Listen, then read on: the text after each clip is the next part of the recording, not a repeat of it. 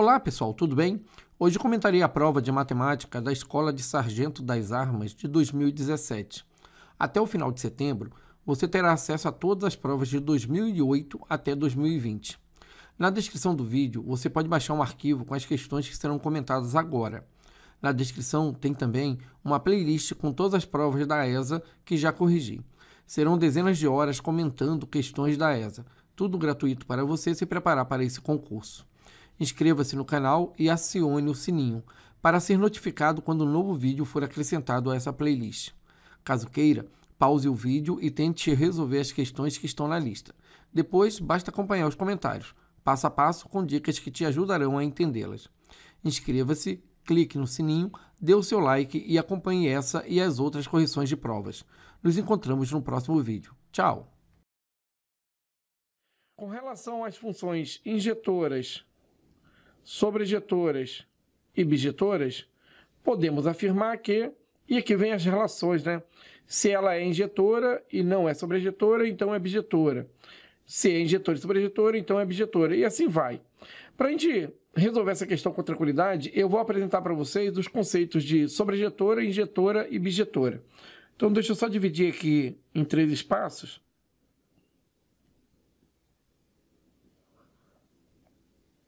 E vamos começar com a função sobrejetora.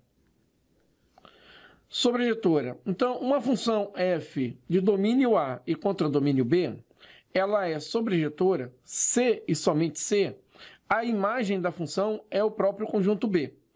Então, para qualquer y que pertença ao conjunto B, existe x que pertence a A, tal que esse y é igual àquele f de x ou aquele x que mandou a flechinha. Aqui eu coloquei 2 esqueminhas, né? Aqui a gente tem o conjunto A e o conjunto B, e a gente percebe que o conjunto B, todos os elementos recebem flechas, tá? Tem elemento que recebe mais de uma flecha, não tem problema nenhum. Mas todos eles devem receber flecha, ou seja, qualquer y pertencente a B, existe um x que pertence a A, que está ligado a esse y. Essa é a ideia. Não pode sobrar elementos no conjunto B sem ter recebido uma flecha. É isso que caracteriza uma função sobrejetora. Aqui a gente tem um outro caso que também é de uma função sobrejetora. Aqui está o conjunto A, aqui está o conjunto B, e todos os elementos de B, eles receberam uma flechinha. Então, isso caracteriza a função sobrejetora. Agora, vamos passar para a função injetora. Aqui a gente tem o conceito de uma injetora. F é uma função de domínio A e contra domínio B. Ela vai ser injetora, C e somente C. Todo x é 1 diferente do x2, isso aqui pertence ao domínio, né? A gente vai ter a imagem do x1 diferente da imagem do x2, qualquer que seja esse x1, x2, tá? Que pertence ao conjunto A. Bom, de forma bem clara, é assim, aqui tem 2 casos onde nós temos 2 funções injetoras, 2 modelos de injetora. Observe que o conjunto A, todos os elementos têm que lançar flechinha e apenas uma flechinha, né? Esse é o conceito de função. Mas não é esse o caso. A gente tem que olhar no conjunto B. Aí lá no conjunto B, a gente percebe que os elementos recebem uma flecha só. Pode sobrar elemento sem receber flecha, não tem problema nenhum. Na injetora, a gente pode ter sobra. Mas o que caracteriza a injetora é que os elementos que recebem flecha só recebem uma flecha. Então, esse elemento aqui, ele recebe uma flechinha, esse aqui recebe uma. Eu não posso ter um elemento no conjunto B com 2 flechas. Aí a gente não tem uma injetora nesse caso. Aqui nós temos um outro caso, né, um outro modelo de injetora. Todos os elementos de B receberam apenas uma flecha. Observem que todos os elementos de B receberam flechas. Isso caracteriza também uma sobrejetora, porque a sobrejetora não sobra elementos em B sem ter uma flecha, tá? Mas nesse caso aqui a gente tem o conceito de injetora, é 1 para 1, tá? Agora vamos ver o que é uma bijetora. Uma bijetora, ela é uma função que é injetora e sobrejetora ao mesmo tempo. Então, para ser bijetora, a gente tem que ter uma função sobrejetora e injetora ao mesmo tempo. Aqui tem um caso em que exemplifica o que é uma bijetora, né? Todos os elementos de B receberam apenas uma flecha. Isso caracteriza a injetora. E todos os elementos de B receberam flechas, ou seja, não tem ninguém aqui sem flecha. Isso caracteriza a sobrejetora. Então, essa função ela é bijetora. Observe que essa função ela também estava aqui, esse modelo, e também estava aqui. tá? Então, quando acontece isso, ela é bijetora. Bom, analisando dessa maneira, vamos voltar nas alternativas. Se uma função é injetora e não é sobrejetora, ela é bijetora. Isso é falso, né? Porque a gente acabou de ver que para ser bijetora, ela tem que ser injetora e tem que ser sobrejetora. Então, a A está fora, né? Se ela é injetora e sobrejetora, então ela é bijetora. Bom, esse é o caso da bijetora, né? É injetora e sobrejetora ao mesmo tempo. Então, a letra B está correta. A C estaria errada porque, se ela é injetora, então ela é sobrejetora, ou seja, ele afirma que sendo injetora é sobrejetora. A gente percebe aqui nesse caso, no primeiro caso, que ela é injetora. Mas existe aqui um elemento que está em vermelho e um outro elemento aqui que eu marquei em vermelho, que ele não recebeu flecha. Então, não é sobrejetora, porque a sobrejetora impõe que todos os elementos do conjunto B devem receber flecha. Então, a letra C está errada. A D, se ela é sobrejetora, então ela é injetora. Também é falso por causa desse modelo aqui, ó. Vamos dar uma olhadinha nele. Ela é sobrejetora porque todos os elementos receberam flecha. Mas ela não é injetora, porque a injetora é 1 para 1. Esse elemento aqui que eu estou marcando, ele recebeu 2 flechas. E a injetora não pode, né, um elemento receber mais de uma flecha. E a última, vamos ver por que ela é errada. Se é sobrejetora e não é injetora, ela é bijetora. Ora, para ser bijetora, ela tem que também ser injetora. Já é sobrejetora, então tem que ser injetora. Então estaria errada por isso. O conjunto de solução da inequação, onde x é um número real, é. Então é uma questão simples, então a gente pode pensar assim. X ao quadrado mais 5x mais 6 é menor do que 0. Então, vamos lá. Nós temos 3 casos base para estudar isso daqui, tá? Ou a gente tem 2 raízes, tá?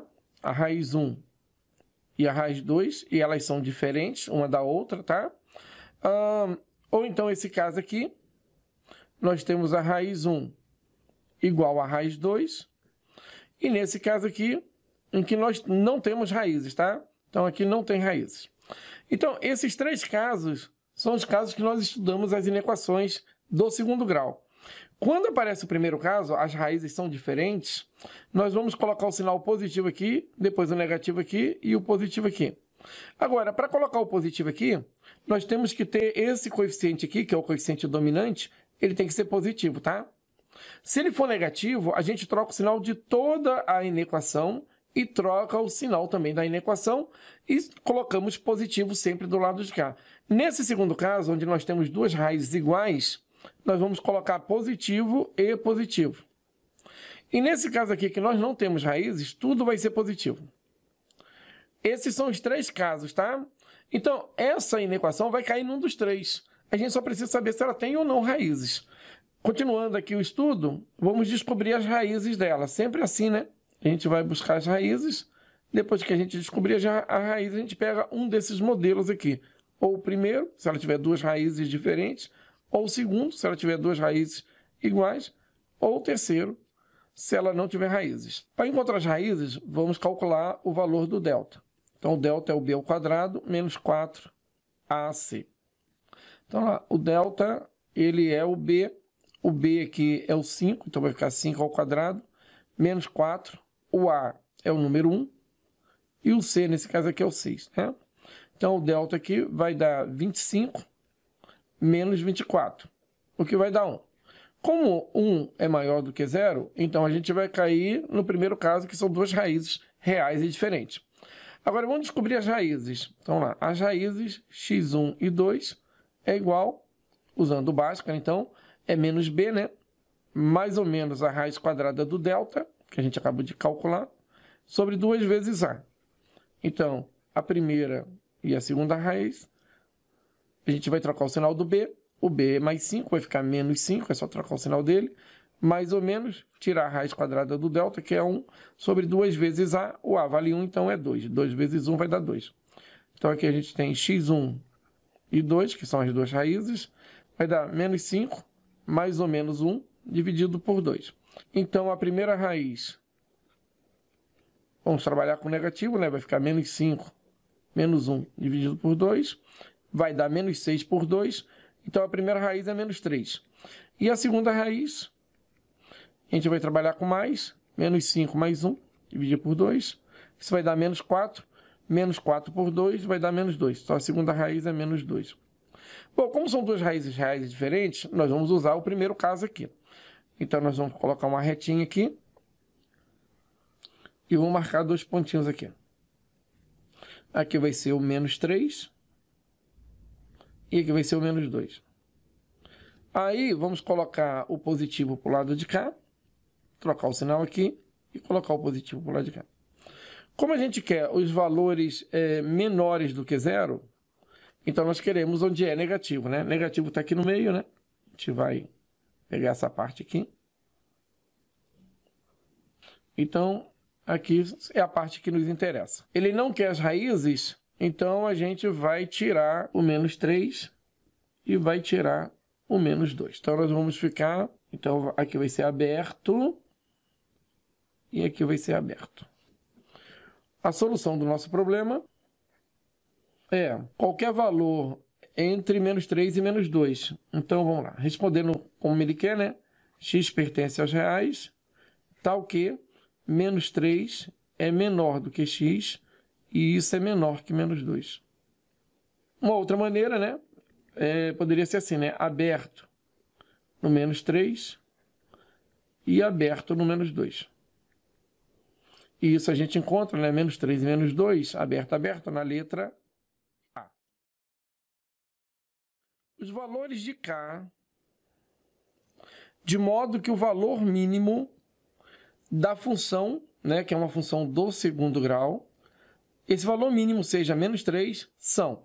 Então, quais são os valores de K para que o valor mínimo dessa função seja menos 3? Bom, vamos copiar essa função aqui, ó, f de x é igual, ela é do segundo grau, né, mais 2k menos 1, que multiplica x, mais 1.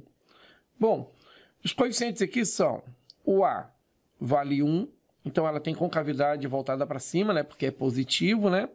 O b vale 2k menos 1, e o c, ele também vale 1. Como ela tem concavidade voltada para cima, então ela tem esse formato aqui, né? Que é assim. E esse ponto aqui seria o vértice da nossa parábola. E esse vértice, a gente sabe que ele é dado pelo x do vértice e pelo y do vértice. E a gente sabe que o x, ele se chama ponto de mínimo. Ponto de mínimo. E o y se chama, a gente dá o nome para ele, de valor mínimo. Então, como ele pediu o valor mínimo, ele está querendo o y do vértice. Mas como é que a gente acha isso? Ora, tem uma expressão matemática que é menos b sobre 2a, que calcula o x do vértice. E menos delta sobre 4a, que a gente calcula o y do vértice, tá? Então, como ele deu o valor mínimo, ele não deu esse primeiro aqui e deu o segundo. Então, a gente pode usar aqui o menos delta sobre 4a junto com menos 3 para poder calcular alguma coisa, né? Então, vai ficar assim, menos delta sobre 4a é igual a menos 3. Vamos trocar o sinal dessa equação, a gente vai ter delta é igual 3 vezes 4a, 12a. Então, a gente tem isso aqui. Mas o delta, a gente sabe que é b ao quadrado menos 4ac. Isso aqui é 12a. Ora, o a vale 1 e o c vale 1. E o b vale 2k menos 1. Então, vai ficar assim, no lugar do b, 2k menos 1 ao quadrado, menos 4, o a vale 1 e o c vale 1. Então, vai ficar 1 vezes 1 aqui. Isso é igual a 12 vezes a, então vai dar 12 vezes 1. Vai dar isso aqui. Aqui a gente vai ter 2k menos 1 elevado ao quadrado, menos 4 é igual a 12. Vamos passar o 4 para o outro lado, né? Ele vai somar com 12 e vai dar 16. Então, a gente vai ter 2k menos 1 elevado ao quadrado é igual a 12 mais 4, 16. Agora, pessoal, é melhor passar esse 2 tirando a raiz do 16. Então, vai passar mais ou menos raiz quadrada de 16. Vai ficar assim, 2k menos 1 é igual a mais ou menos raiz quadrada do número 16, que vai dar 4, né? 2k menos 1 é igual a mais ou menos 4. Bom, agora a gente está procurando o valor de k. Nós temos duas possibilidades, 2k menos 1 mais 4 ou 2k menos 1 menos 4. Então, vamos trabalhar assim, 2k menos 1 é igual a menos 4 ou 2k menos 1 é igual a 4. Vou trazer aqui para esse espaço. Então, vai ficar assim, ó, 2k menos 1 é igual a menos 4. Passa o menos 1 para o outro lado, ele soma, né? Então, vai ficar mais 1. Então, vai ficar 2k é igual a menos 4, mais 1 vai dar menos 3. E esse k, então, ele pode ser menos 3 dividido por 2. Ou a gente tem outra situação, né? A gente tem 2k menos 1, só que agora é igual a 4. O 1 passa para lá, ele soma, né? Então, vai ficar assim, 2k é igual a 4 mais 1 vai dar 5. Aí o 2 passa para lá e divide. Então, k é igual a 5 dividido por 2. Como no problema ele pede os valores de k, então o k ele pode ser menos 3,5 e o k ele pode ser 5 sobre 2, tá? Então, 5 sobre 2 tem na letra A e menos 3,5 também tem na letra A. Então, é a letra A a resposta. Log de x representa o logaritmo na base 10 de x. Então, o valor de k, que pertence a esse intervalo aqui entre 0 e mais infinito, tal que o log de k é igual a 10 menos log de 5, é igual a quanto? Então, ele quer descobrir o valor de k, né? A gente vai ter que isolar esse k aqui. Eu vou passar algumas dicas aqui para a gente poder resolver essa questão. Dica número 1. Quando a gente tem log de 10 na base 10, o resultado disso aqui é 1. Ele disse que o log de k é igual a 10 menos o log de 5. E a gente quer isolar o k, né? Mas esse 10 aqui ele está atrapalhando um pouco. Vamos multiplicar esse 10 pelo número 1. 10 vezes 1. Não atrapalha em nada, né? Mas a gente sabe que o número 1 é log de 10 na base 10. Então, a gente pode dizer que o log de k é igual a 10 vezes o log de 10 na base 10, tá? Não precisa colocar, né? Menos o log de 5. Agora, uma outra propriedade seria essa daqui, né? Quando a gente tem um número e esse número multiplica com log de b numa base qualquer, esse a que está multiplicando o log, ele vem como expoente do b, né? Ele faz assim, log de b elevado a a. Então, é isso que eu vou usar agora, tá? Eu vou pegar esse 10 aqui, ó, e vou jogar ele aqui, ó, como expoente desse 10. Vai ficar assim, log de k é igual a log de 10 elevado a 10 menos log de 5. Agora, uma outra propriedade seria essa daqui. Quando a gente tem log de A menos log de B, a gente pode escrever isso como sendo log de A dividido por B, por causa da diferença de logs de mesma base. Então, usando essa ideia agora, a gente vai ter isso aqui. Log de K é igual a que é uma subtração, ó. Então, a gente vai ter um log de uma divisão, que é 10 elevado a 10, dividido por 5. Agora, uma outra ideia seria essa daqui. Quando a gente tem log de A igual a log de B, se esse A e esse B são válidos, né? Então, a gente diz que A é igual a B. Desde que A e B sejam válidos, né? São maiores do que 0. Se eu tenho log de 10 aqui igual a log de 10, então o K ele é igual a 10 elevado a 10 dividido por 5. A gente pode pegar o 10 elevado a 10 e transformar ele em 9 mais 1 sobre 5. Então, a gente vai ter K igual a 10 elevado a 9 vezes 10 elevado a 1 sobre 5. E agora a gente pode dividir esse 5 por 5 e esse 10 por 5. Então, o valor de K ele é 2 vezes 10 elevado a 9. E 2 vezes 10 elevado a 9, a gente encontra na letra D. Uma outra solução para esse problema poderia ser essa aqui, né? Vamos chamar de solução 2. Vamos repetir aqui, log de K é igual a 10 menos log de 5. Ora, se a base aqui desse log é 10, a gente pode pegar esse 10 que está aqui, ó, e passar ele para o outro lado. Então, a gente vai ter isso daqui, ó, K é igual a 10, isso aqui vai se transformar em expoente, 10 menos log de 5.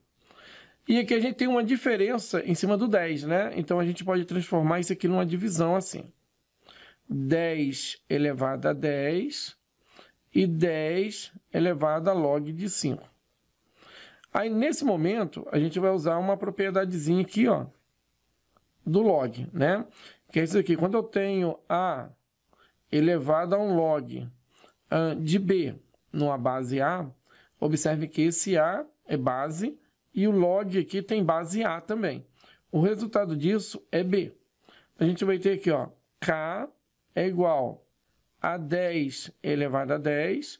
Como 10 aqui é o mesmo que está aqui, quer dizer, base e base iguais, sobra só o 5. Ó.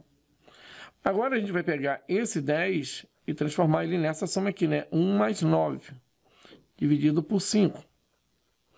Então, o K ele é igual a 10 elevado a 1 vezes 10 elevado a 9, dividido por 5. Então, a gente pode dividir esse 10 por esse 5, que vai dar 2, né? E aí, a gente vai ter 2 vezes 10 a nona, que é a resposta que a gente já tinha marcado antes. Num grupo de 25 alunos, 15 praticam futebol, 20 praticam voleibol, alguns alunos do grupo praticam futebol e voleibol, alguns praticam os dois esportes. E todos os alunos praticam algum esporte. Qual a probabilidade de escolhermos um aluno ao acaso e ele praticar futebol e voleibol? Então, vamos montar um esqueminha aqui, assim. Aqui seria o conjunto universo. Aqui seria o pessoal que joga futebol. E aqui seria o pessoal que joga voleibol. Então, a gente tem futebol aqui e voleibol aqui. E aqui no meio é quem pratica futebol e voleibol. 25 alunos é o total.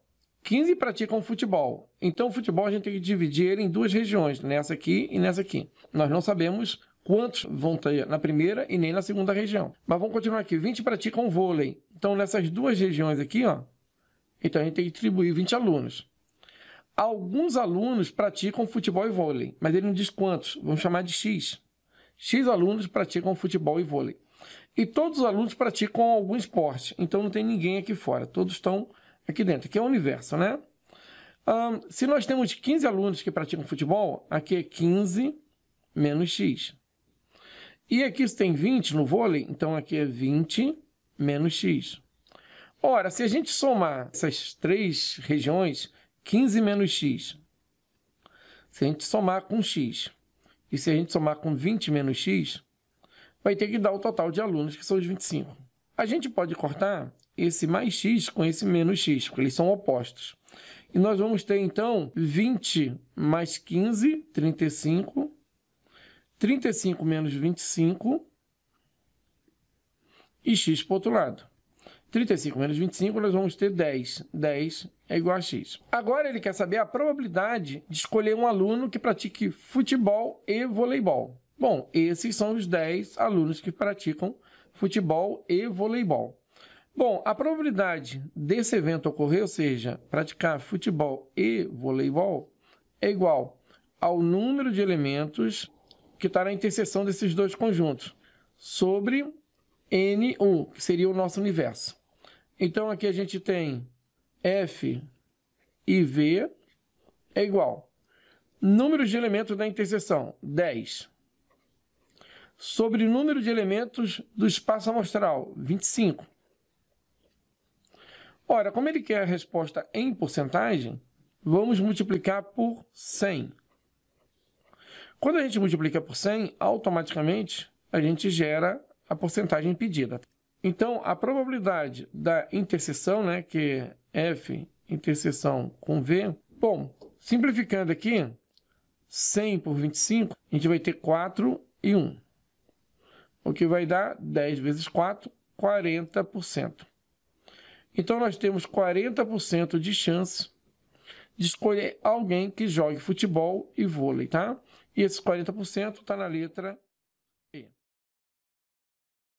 Em uma organização militar do Exército, né, do concurso da ESA, farão a prova 550 candidatos. Então, vamos marcar esse número aqui, né? O número de candidatos brasileiros natos, então ele vai separar agora em dois tipos, né? Está para o número de candidatos brasileiros naturalizados, assim como 19 está para 3. Então, vamos escrever isso aqui, ó, brasileiros natos. Brasileiros, vou colocar assim, tá? Natos. Vamos dizer que é uma quantidade X. E brasileiros naturalizados.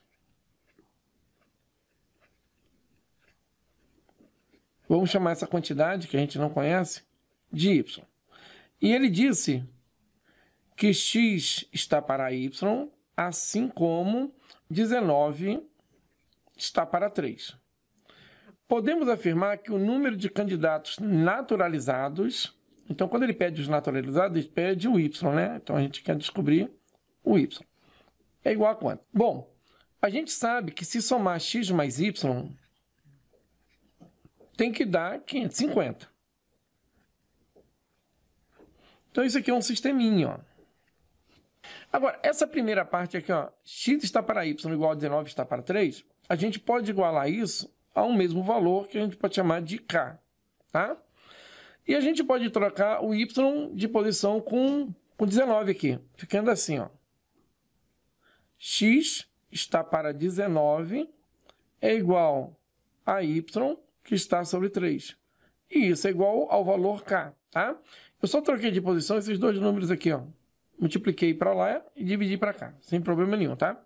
Agora, observe que se o valor é igual a K, então a gente pode dizer que X é igual a 19K, tá? A gente pode dizer que X é igual a 19K. E a gente pode dizer que Y é igual a 3K, aqui, ó. Ora, substituindo isso na segunda equação, a gente vai ter assim, na segunda, 19K mais 3K é igual a 550. 22K é igual a 550. Ora, dá para dividir todo mundo pelo número 11 aqui, ó. Se dividir todo mundo pelo 11, aqui vai ficar 2K e aqui vai ficar 50. De novo, dá para dividir todo mundo pelo número 2. Então, aqui vai ficar K e aqui vai ficar 25. Ora, então o valor de K é 25. Como o problema pede o valor de Y, então vamos pegar aqui o Y que vale 3K, ó. Então, o Y, ele é igual a 3 vezes 25. Então, o Y é igual a 75. E 75 a gente encontra na letra A. A geratriz de um cone circular reto de altura 8 é 10. 10, então, é a geratriz. Então, a área da base desse cone é igual a quanto? Então, para resolver essa questão, vamos fazer um desenho de um cone, tá? Vou montar aqui. E aqui a gente vai colocar o que a gente já tem. Ele deu a geratriz, que é 10. A geratriz, a gente encontra ela aqui. 10 centímetros. A altura dele é 8. Então, essa distância aqui é 8 centímetros, tá tudo em centímetros. Então, qual é a área da base? Ora, para encontrar a área da base aqui, que é essa daqui, a gente precisa descobrir o raio, porque isso aqui é um círculo, né? Então, a gente precisa determinar qual é o tamanho desse raio aqui. Vamos chamar isso aqui de R. Para isso, vamos desenhar um novo cone. E nesse novo cone, a gente percebe que a altura, a geratriz e o raio, eles vão formar um triângulo retângulo.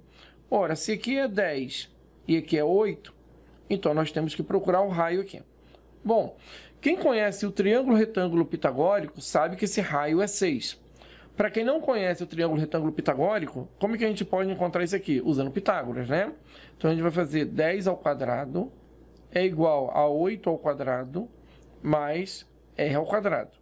Passa esse 8 para cá, 10 ao quadrado menos 8 ao quadrado é igual a r ao quadrado. Aqui a gente tem uma diferença de 2 quadrados. Então vai ficar assim, 10 menos 8, que multiplica 10 mais 8. É um produto notável, né? Isso aqui é r ao quadrado. 10 menos 8 vai dar 2, e 10 mais 8, 18. R ao quadrado. O 18 é 2 vezes 9. Então vai ficar assim, 2 vezes 2 vezes 9. Esse 2 passa para cá como uma raiz, mais ou menos, e a gente vai ter aqui o raio. Como o raio ele é positivo, né? A gente pode descartar o negativo aqui. 2 vezes 2, sai um 2, e raiz de 9 é 3. Então, o raio aqui, ele vale 6. A unidade é centímetro. Bom, encontramos o raio, mas a gente quer a área da base. A área da base, então, é a área do círculo que está aqui. Para encontrar essa área do círculo, a gente vai usar a formulazinha, que é πr ao quadrado. Então, a área do círculo é igual a π. O valor do raio é 6, e 6 ao quadrado vai dar quanto? 36. Então, esse aqui vai dar 36π. Como é uma área, a unidade é centímetros ao quadrado. Então, é isso que ele pediu. E isso aqui a gente encontra na letra A. Uma caixa d'água na forma de um paralelepípedo reto de base quadrada, cuja altura é metade do lado da base, e tem medida K, está com 80% de sua capacidade máxima ocupada. Sabendo que é uma torneira de vazão de 50 litros por minuto enchendo essa caixa d'água, e que após 2 horas ela estará totalmente cheia, né, completamente cheia, qual o volume de uma caixa d'água cúbica de aresta K? Então, vamos lá. Vamos fazer o primeiro desenho aqui, que é o desenho de um paralelepípedo, tá? Reto, de base quadrada. Então, o esboço dele está aqui. Aqui está o nosso paralelepípedo, ele tem uma base quadrada e a altura dele é metade do lado da base. E tem a altura K. Então, a altura dele é K. Vou colocar K aqui. A base dele é o dobro, então. Aqui vai ser 2K. Mas ele diz que a base ela é quadrada. Então, se é quadrada, aqui também vale 2K. Então, 2K, 2K e altura K. Ele informa que 80% está ocupado, ou seja, tem água. Né? 80% da capacidade máxima está ocupada. 80% seria aqui tem um tracinho, a parte de baixo aqui vai ter água. Vamos colocar de azul. Aqui. Essa parte aqui corresponde a 80% e já tem água aqui. 80% corresponde a 80 por 100. 80 por 100 de K, que corresponde, cortando 0 com 0, a 8 sobre 10 dividido por 2 a 4 quintos de K. Então, essa primeira parte aqui corresponde a 4 quintos de K. A parte de cima, que é esse pedacinho aqui, corresponde a 1 quinto de K, que corresponde a 20%, então. Tá? 4 para 5 falta 1, 1 quinto. Então, o que falta encher aqui corresponde a 1 quinto de K. Agora, vai levar 2 horas para encher. E a vazão dessa torneira aqui, ela é de 50 litros em cada minuto. Ora, como vai levar 2 horas para encher, dá para calcular o volume de água que tem nessa parte de cima aqui. Observe que essa parte de cima ela está enchendo, tá? Vou colocar aqui de verde. Esse volume que está em verde, ele é calculado assim, né? Ele é 2K vezes 2K vezes esse pedacinho aqui. Esse pedacinho é 1 quinto de K. Isso vai dar 2 vezes 2, 4 quintos de K ao cubo. A gente tem como calcular esse volume aqui também numericamente. A gente sabe que 50 litros de água caem em cada minuto. Em 2 horas, que corresponde a 120 minutos, vão cair x litros de água. Multiplicando x vezes 1 e 120 vezes 50, a gente vai descobrir a quantidade de litros aqui. Ora, esse x que a gente achou aqui é o mesmo volume aqui, só que em litros. Então, a gente vai comparar os dois. 4/5 de K ao cubo é igual a 120 vezes 50. E a gente vai descobrir o valor de K. O que ele quer saber é qual o volume de uma caixa d'água cúbica de aresta K. Ora, uma caixa d'água cúbica, ela tem esse formato aqui. Ela tem K, K e K de aresta. O volume dessa caixa, que agora é cúbica, é K ao cubo. Ora, então se a gente achar K ao cubo, a gente mata a questão. E K ao cubo, pessoal, está aqui, ó. Olha aqui, K ao cubo. Então, basta isolar essa expressão aqui para a gente encontrar a resposta que a gente precisa. Então, vamos lá. Simplificando aqui por 4, a gente vai ter 1. Simplificando 120 por 4, a gente vai encontrar 30. K ao cubo, ele vai ser igual a 30 vezes 50 vezes esse 5 que vai passar para o outro lado. Então, o produto nosso aqui vai ser K ao cubo é igual a 5 vezes 3, 15. 15 vezes 5, 75. 00. Ora, mas isso está em litros. 7.500 litros. A gente vai procurar 7.500. Não é a letra A, não é a letra B. A letra C está em ml, então não é a letra C. A letra D, 5.000 ml, também não é a D. E aí a letra E está 7.500 decímetros cúbicos. Só para relembrar, um litro, ele corresponde a 1 decímetro cúbico. Ora, 7.500 litros, eles vão corresponder a 7.500 decímetros cúbicos. Então, a resposta é a letra E. Determine a distância entre os pontos P00 e Q de coordenadas 2 e 2. É uma questão bem simples, né? A gente só precisa aqui perceber que tem um ponto aqui que é o 00 e um outro ponto aqui que é o 22. E para calcular essa distância, vamos chamar de distância D, basta a gente pensar no triângulo retângulo, né? Essa distância é uma hipotenusa, então vai ser D ao quadrado, é igual à soma dos quadrados dos catetos. Para isso, a gente vai pegar a abscissa 2, tirar a abscissa 0, elevar ao quadrado, mais tomar a ordenada 2, menos a ordenada do outro ponto, que é 0, e elevar ao quadrado. Tá? Então, trabalhando dessa maneira, a gente vai encontrar a distância D, que nada mais é que uma hipotenusa, calculando ali os dois catetos, né, que seria a diferença ao quadrado.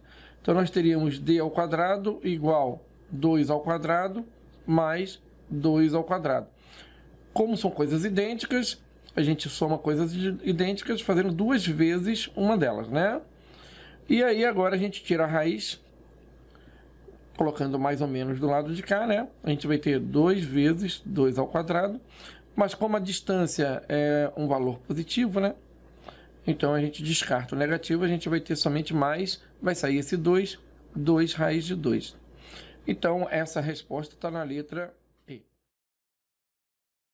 Os ângulos internos de um quadrilátero, então, ângulos internos de um quadrilátero, são inversamente proporcionais aos números 2, 3, 4 e 5.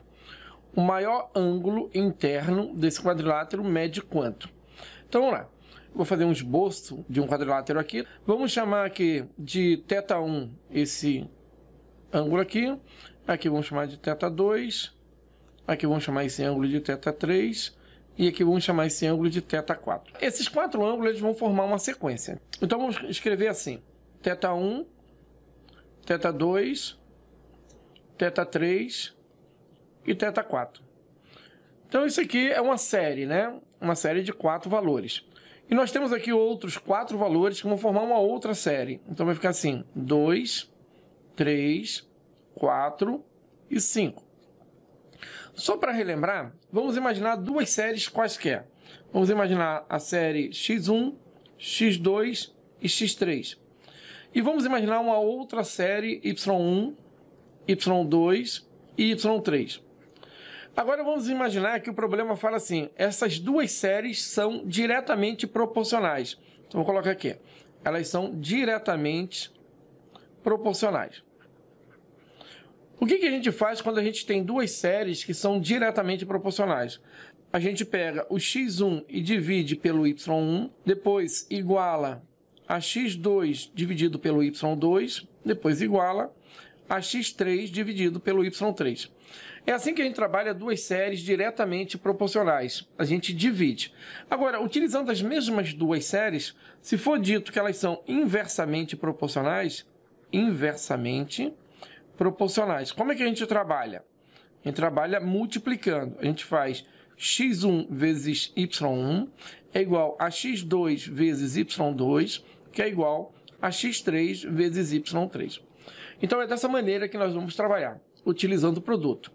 Como nós temos duas séries aqui, elas são inversamente proporcionais, nós vamos multiplicar então. Vai ficar assim, 2 vezes θ1 é igual a 3 vezes θ2, que é igual a 4 vezes θ3, que é igual a 5 vezes θ4. Ora, mas a soma desses quatro ângulos aqui, θ1 mais θ2 mais θ3 mais θ4, tem que dar 360 graus. E aí a gente tem um sisteminha.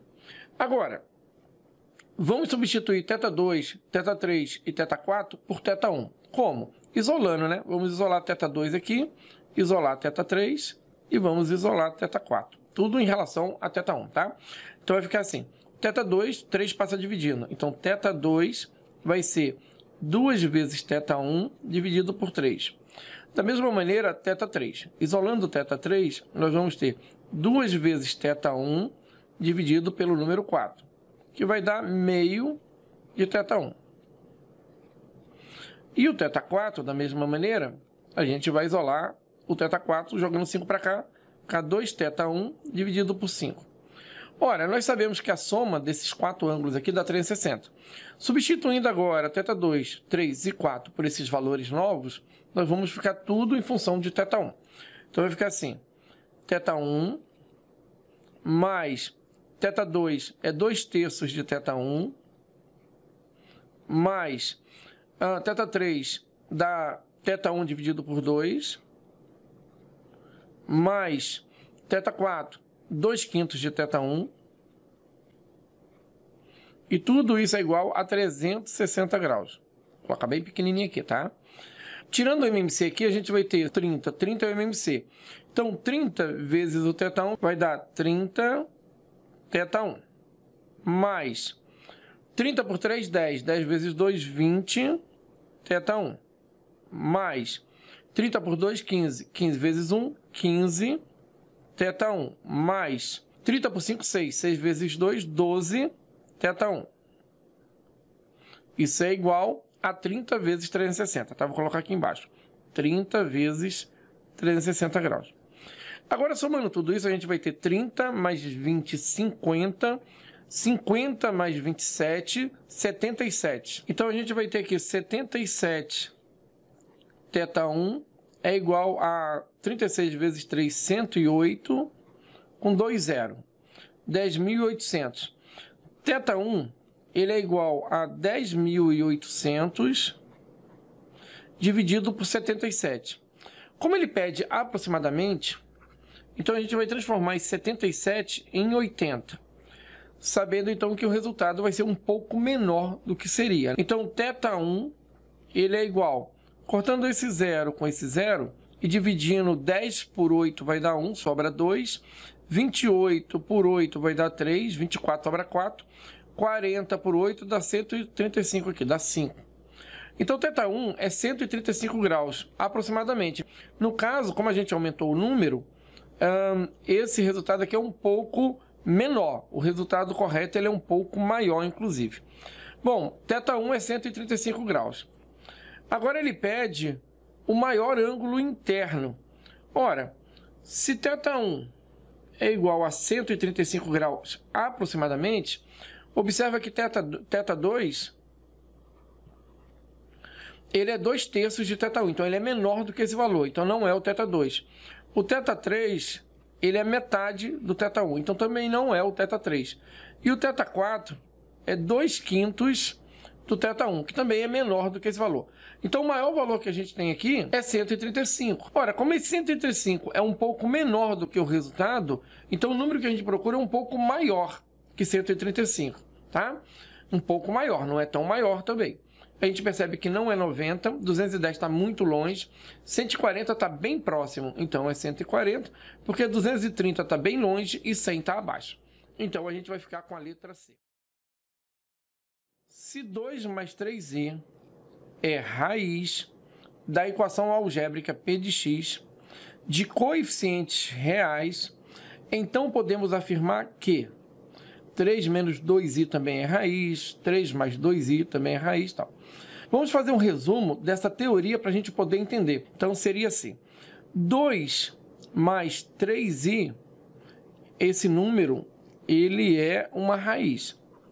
É raiz de P de x. Mas ele disse também no problema, e ele tem que falar isso, que P de x, ele tem coeficientes reais. Quando ele diz isso, então, a gente vai entrar no teorema das raízes complexas, porque os coeficientes de P de x são reais. Se um polinômio tem uma raiz não real, do tipo a mais bi, com b diferente de zero, que é o nosso caso aqui, e se o polinômio ele tem coeficientes reais, isso tem que ser dito, e foi dito, então, pelo teorema das raízes complexas,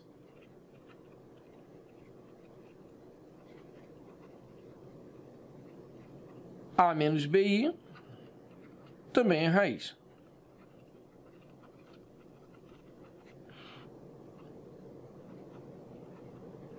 Resumindo essa teoria, é assim.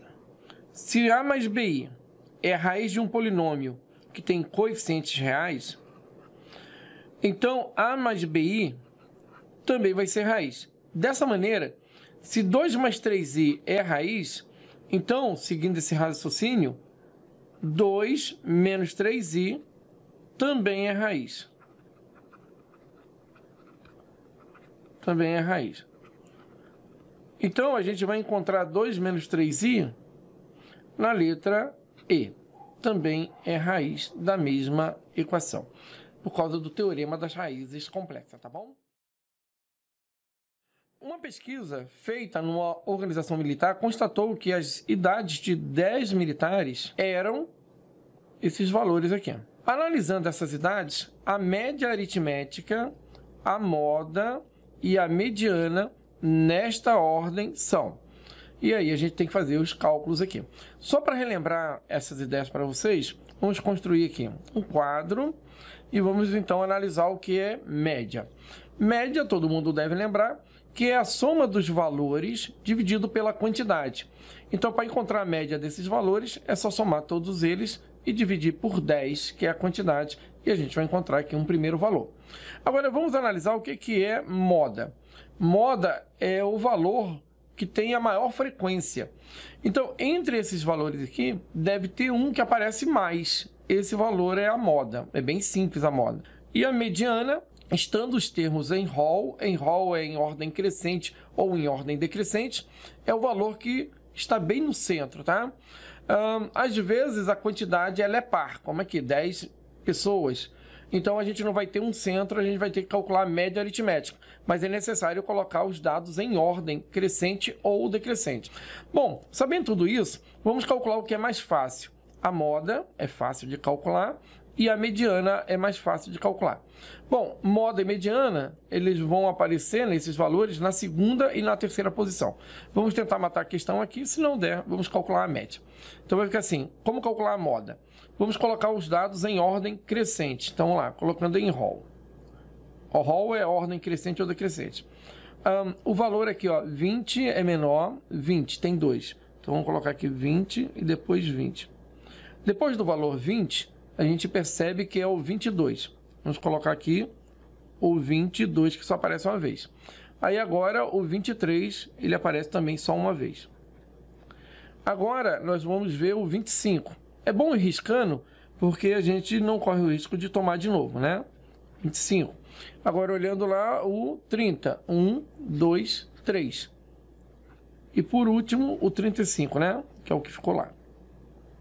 Então, a moda é o valor que tem maior frequência.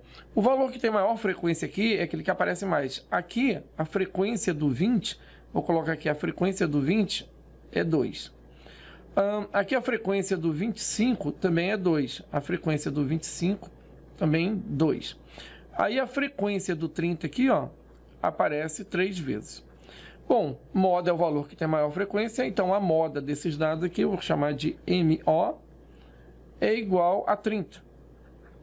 Ora, esse valor é o segundo. Então, 30 na primeira, 30, esse aqui não é mais, 30 e esse aqui também não é mais. Agora, vamos calcular a mediana. A mediana, para a gente calcular, a gente vai pegar os valores que estão no meio. Ele é um valor central. Como 10 é uma quantidade par, nós não vamos ter um centro, né? Então, vai estar entre o 5 e o 6. Para a gente descobrir a posição da mediana, a posição, tá? Da mediana, a gente faz assim. A gente calcula a posição dela pegando a quantidade 10, somando 1 e dividindo por 2. Então, a posição é 11 por 2, 5,5. Então, para encontrar a mediana, nós vamos pegar o quinto termo e o que vem depois dele. Então, vamos lá. Primeiro, segundo, terceiro, quarto, quinto termo. É o 25. Então, nós vamos pegar o 25 mais o próximo, que também é 25, e vamos dividir por 2. A mediana, nesse caso, deu 25. Aí a gente tem 30 e 25, já não é esse. 30 e 25 não é esse. Então, é a letra A. Porém, vamos calcular a média, só para perceber como é que seria feito, tá? Mas a resposta, então, é a letra A. A média a gente calcula fazendo a soma de todo mundo. Mas aí, pessoal, o macete aqui é pegar o menor valor, que é 20, e já colocar ele fora. Mais.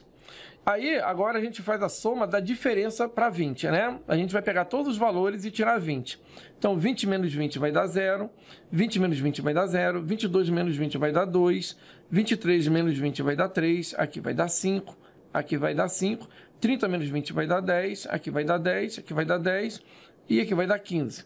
Bom, aí a gente já tem 20 como sendo o menor valor, e a gente vai calcular a média desses 10 valores aqui. Somando aqui fica um pouco mais fácil, né?